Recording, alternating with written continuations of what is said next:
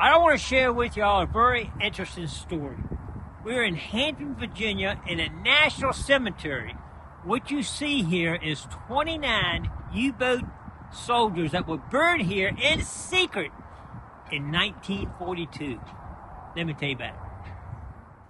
Between January to June of 1942, the U-boats had sunk 397 Allied vessels in Torpedo Junction.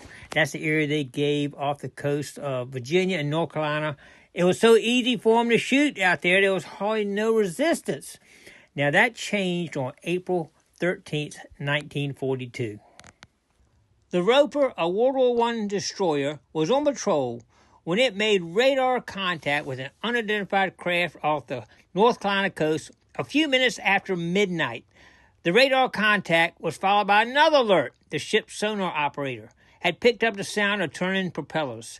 The two contacts coincided, providing the range and direction of the vessel. Sailors aboard the American ship then spotted the wake of what appeared to be a small vessel running away at high speed. The Roper pursued. When the distance had reached 300 yards, Howe's report states, the vessel cut sharply to starboard. At that instant, using a 24-inch searchlight, Roper officers identified the vessel as a large submarine. According to Captain Howe's report, the submarine continued to turn to starboard, circling inside the turning radius of the ship in an apparent effort to make itself a difficult target. The Roper aimed its searchlight at the submarine and opened fire, first on the machine gun battery and then with the ship's largest deck gun. It was during the early exchange that the vessel, a German U-boat, fired a torpedo at the Roper. It missed, passing close down the port side of the American ship. The Germans had a bigger problem. They were in shallow water, so even with a charged battery, the U-boat couldn't submerge. That sealed its fate. When the sub taking repeated hits from the Roper and suffering a large hole in its conning tower, the commander of the U-boat decided to scuttle the vessel rather than see it captured. He ordered his crew to abandon ship as the submarine began to slowly settle beneath the surface of the water stern first. Roper crewmen spotted a number of U-boats' crew on deck and then later sighted them in the water. At this point, the Roper skipper, not knowing whether the submarine was attempting a ruse or whether there might be other German submarines nearby, ordered a barrage of 11 depth charges to be fired. The depth charge explosions, together with the gunfire, killed all of U-85 crew members, between 40 and 45 men.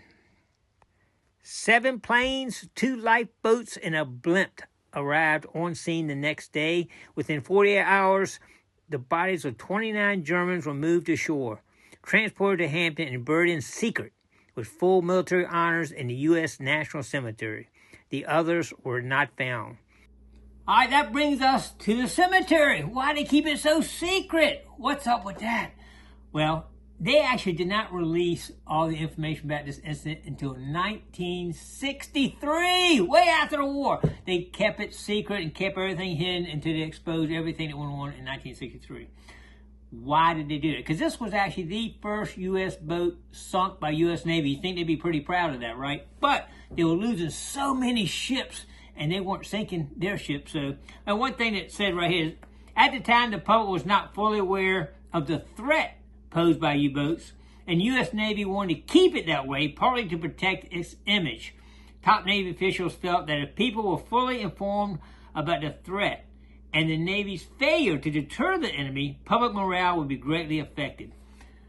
Anyway, apparently that's why they didn't announce the route about, hey, we sunk a U-boat. But anyway, that was their decision back at that time. Another little input is kind of interesting. Y'all know I'm the Gigmaster, right? I used to go gig flounder down in Oregon Inlet all the time. Oregon Inlet is just 15 miles from the U-85. It's right off the coast right there. My wife and I were down there flounder gigging one night. And, we usually finish up 2 or 3 o'clock in the morning. So it was really late, after 2 o'clock probably. And normally nobody's at the pier when I come in. Well, this particular night, there was a whole group out there with lights shining on the pier. And I said, what is going on? Something weird going on here. I walk over, me and my wife walked over there. It was actually artifacts recovered from the U-85. Interesting enough, at the time I didn't realize that, but I went there, they had whole plate dish sets, they had clocks, they had stuff on the walls, they had a whole pier full of stuff.